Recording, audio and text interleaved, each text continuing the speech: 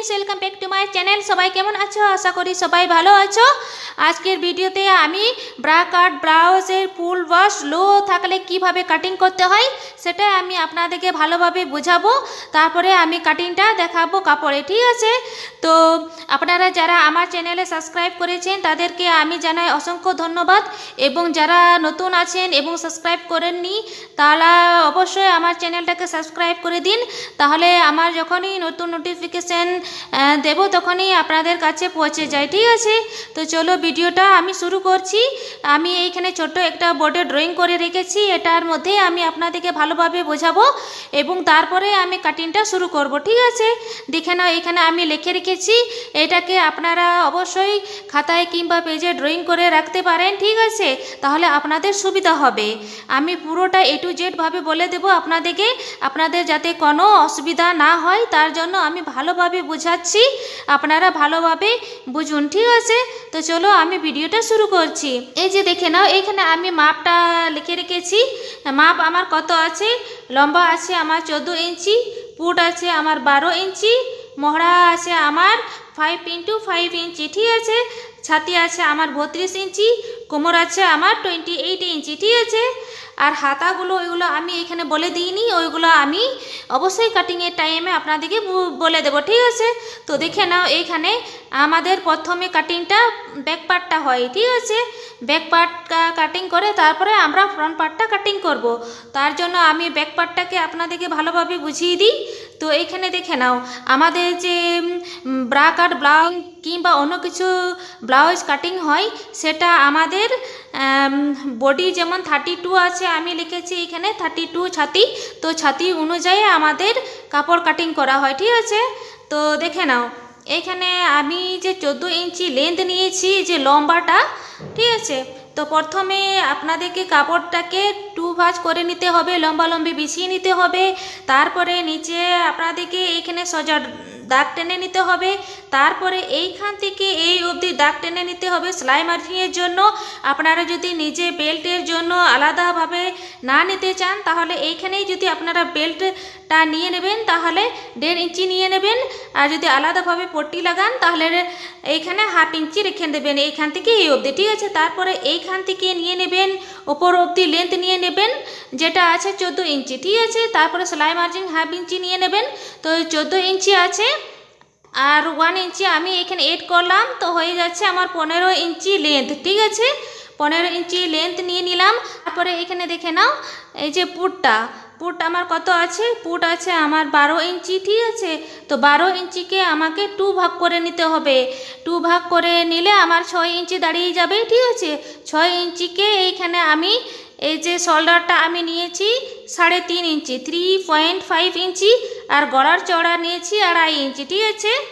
2.5 ইঞ্চি আমি নিয়েছি, তাহলে আমার 6 ইঞ্চি হয়ে যাচ্ছে, ঠিক আছে পুটে? তারপরে দেখে না, মহড়া আমার কত আছে? 5 into 5 ইঞ্চি, ঠিক আছে?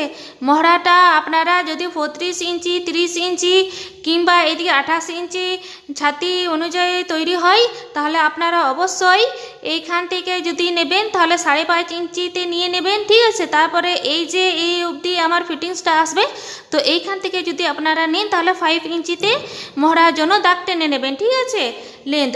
তারপরে দেখে নাও, এইখান থেকে এই অবধি আমি ব্যাক পার্টের জন্য 1.5 ইঞ্চি নেব, আর ফ্রন্ট পার্টের জন্য এইখান থেকে এই অবধি আমি 1/2 ইঞ্চি এইখানে থেকে কেটে নিয়েছি। 1 ইঞ্চি আমার এইখানে রয়ে গেল, এটা আমার ফ্রন্ট পার্টের জন্য, আর ব্যাক পার্টের জন্য 1.5 ইঞ্চি, এটা আপনারা মনে রাখবেন, ঠিক আছে? তারপরে দেখে নাও, এইবারে আমি ছাতির মাপ নিয়েছি। ছাতির মাপ আমার কত আছে? 32 ইঞ্চি আছে, ঠিক আছে? তো 32কে এই যে এইখান থেকে আমি নিয়েছি পুরোটা এই অবধি আমি 32 নিয়েছি, মানে এই যে এত অবধি আমার যে গলাটা আছে সেটা তো আমি এখানে কেটে দিয়েছি, তো একে অবশ্যই আপনারা এখান থেকে পুরোটা নিয়ে নেবেন এতটা অবধি 32 ইঞ্চি। 32কে আমি যদি 4 দিয়ে ডিভাইড করি তাহলে আমার কত দাঁড়িয়ে যাচ্ছে? 8, তাই না? তারপরে এইখান থেকে এই অবধি আমার 2 ইঞ্চি আমি প্লাস করব। এইখান থেকে আপনারা নিয়ে নেবেন এই অবধি 8 ইঞ্চি আর 2 ইঞ্চি এক্সট্রা কাপড়ের জন্য, ঠিক আছে? এই যে এক্সট্রা কাপড়ের জন্য, ঠিক আছে? তারপরে দেখে নাও, এইখানে আমি কোমরের মাপটা নিয়ে নেব। কোমরের মাপটা আমার কত আছে 28 ইঞ্চি। কত আছে 28 ইঞ্চি। 28কে আমাকে 4 দিয়ে ভাগ করে নিতে হবে। 4 দিয়ে আমি ভাগ করলে 7 দাঁড়িয়ে যাবে। আর 1 ইঞ্চি আমি প্লাস করব, এখানে আমার টেকিন আসবে, তো তার জন্য আমাকে 1 ইঞ্চি প্লাস করতে হবে।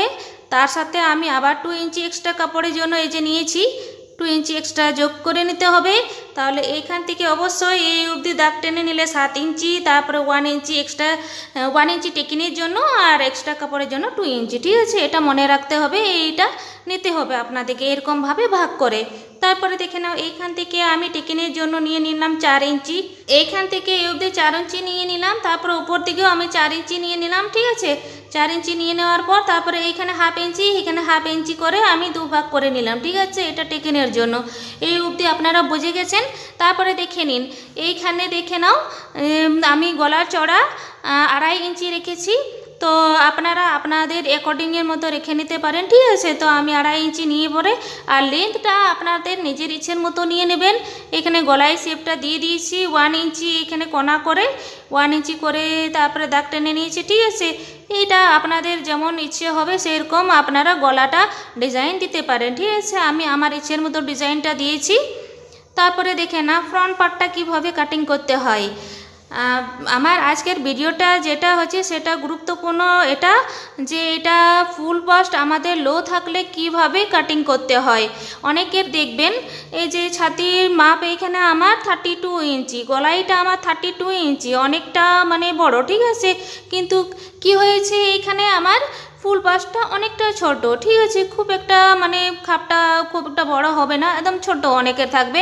আবার দেখবেন অনেকের খাপটা 32 সাইজ আছে কিন্তু বডি, আর খাপটা অনেক বড় লাগছে ওর, যার যেমন এখানে মানে ফুল বাস্টের সাইজ লাগে। ঠিক আছে, তো এইটা কিভাবে কাটিং করতে হয় সেটাই আমি আপনাদেরকে আজকে বোঝাবো, সেই জন্য আজকের আমার ভিডিওটা।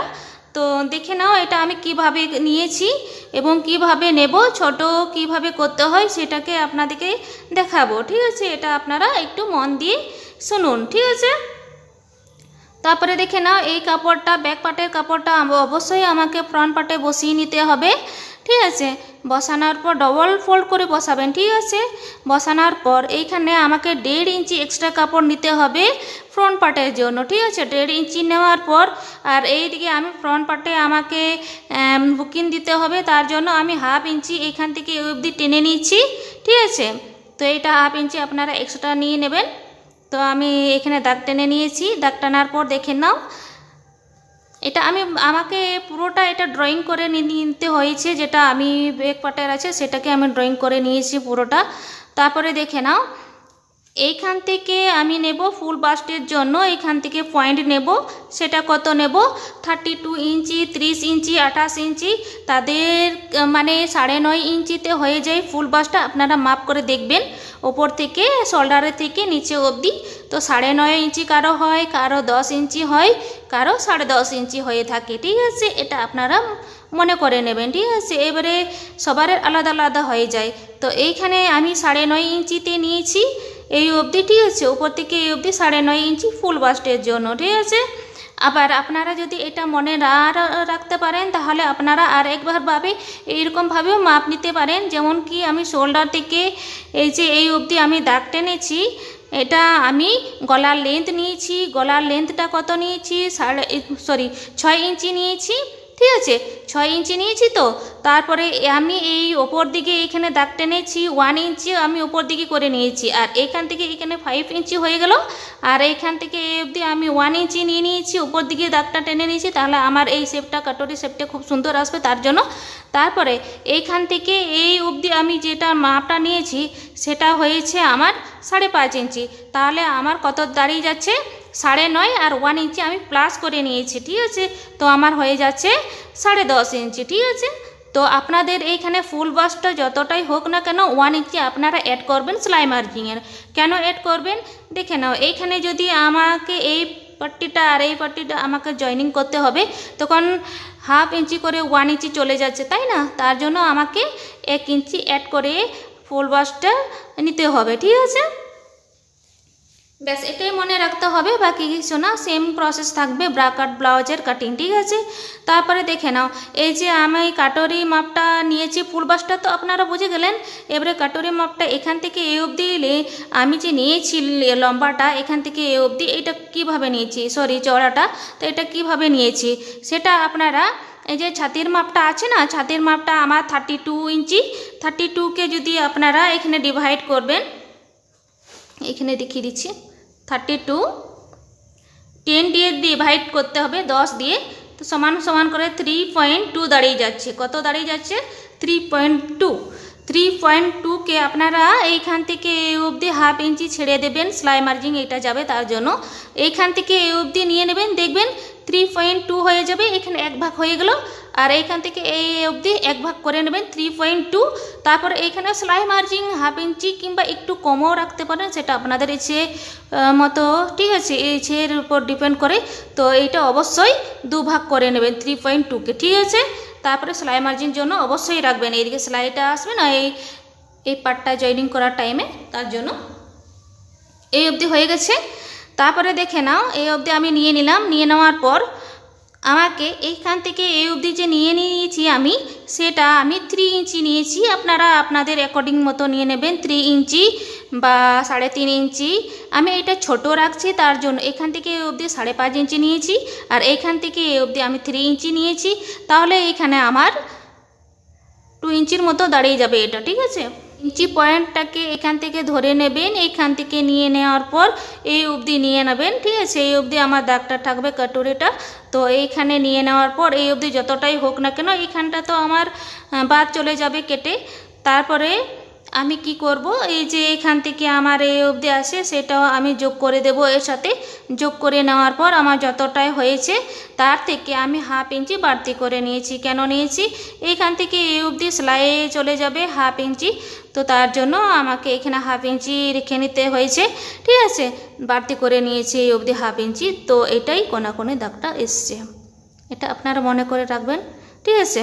অবশ্যই এইখান থেকে এই অবধি মাপটা নিয়ে নেবেন, তারপরে এটাকে রেখে নেবেন, ঠিক আছে। হাফ ইঞ্চি বাড়তি করে এখানে সেলাই মার্জিনে যাবে, সেটা মনে করবেন। এবং এইখানে দেখে নাও, কোমর পাট্টিটা আমি এখানে নিয়েছি, এটা কিভাবে নিয়েছি সেটা আমি আপনাদেরকে বুঝিয়ে দিই। এই যে দেখে নাও, এই যে ব্যাক পার্টটা অবশ্যই আপনারা এইখানে বসিয়ে নেবেন। এই অবধি দাগ টেনে নিয়েছি, দেখে নাও। এই অবধি দাগ টেনে নেওয়ার পর আমাকে দেখে নিতে হবে এই যে এখান থেকে এই অবধি আমি যেটা নিয়েছি সেটা আমাকে কিভাবে বের করতে হবে সেটাই আমি দেখিয়ে দিচ্ছি। দেখে নাও, এই যে ব্যাক পার্টের এইখান থেকে এই অবধি আপনারা মাপটা নিয়ে নেবেন, যতটাই হোক না কেন সেটাকে দুভাগ করে নেবেন অবশ্যই, ঠিক আছে। আমি এইখানে 5 ইঞ্চি নিয়েছি, এইখান থেকে এই অবধি যদি আমি 5 ইঞ্চি নিয়েছি, এখানে যদি পুরোটা আমার 9 ইঞ্চি দাঁড়িয়ে যায়, এইখান থেকে এই অবধি 9 ইঞ্চি দাঁড়িয়ে যায়, তো উপরে 5 ইঞ্চি আর নিচে 4 ইঞ্চি, তাই না? তো হাফ ইঞ্চি করে আপনারা অবশ্যই, এখানে আমি সেলাই করব, তার জন্য আমি 4.5 নিয়ে নেব, ঠিক আছে। 4.5, এইটা পুরোটা 4.5 হবে। আর এইখান থেকে এই অবধি আপনারা অবশ্যই নিয়ে নেবেন, সেটা হবে 5.5। এইদিকে যদি 5.5 হয় তাহলে এইদিকে 4.5, ঠিক আছে। হাফ ইঞ্চি ডিফারেন্ট রাখবেন আপনারা, তাহলে এইখানে আমার কোমর পাট্টিটা তৈরি হবে। এবং এই যে আমি 5.5 নিয়েছি এই অবধি, তো এইখান থেকে অবশ্যই হালকাভাবে গলায় শেপটা দিয়ে দেবেন, তাহলে এইখানে শেপটা খুব সুন্দর আসবে, আর এবং কাটরিটা খুব সুন্দর শেপ আসবে, ঠিক আছে। এই অবধি আপনারা বুঝে নিয়েছেন, তো এরকমই আমার কাটিং হবে, সেম প্রসেসে কাটিং থাকবে, ঠিক আছে। এরকমই আমি কাটিংটা দেখাবো, তো অবশ্যই আমার নেক্সট ভিডিওতে আপনারা দেখে নেবেন। আমি কাটিং এবং স্টিচিংটা কাপড়ে দেখিয়ে দেব, তো এটা আমি বোর্ডে একটু বুঝিয়ে দিলাম আপনাদেরকে। এই ভিডিওতে সম্পূর্ণ ভিডিও দেওয়া যাবে না, যেহেতু এটা অনেক লম্বা হয়ে যাচ্ছে, তার জন্য আমি নেক্সট ভিডিওতে আমি আপলোড করে দেব স্টিচিং ভিডিওটা, ঠিক আছে। আপনারা অবশ্যই দেখে নেবেন। Thank you friends watching my video.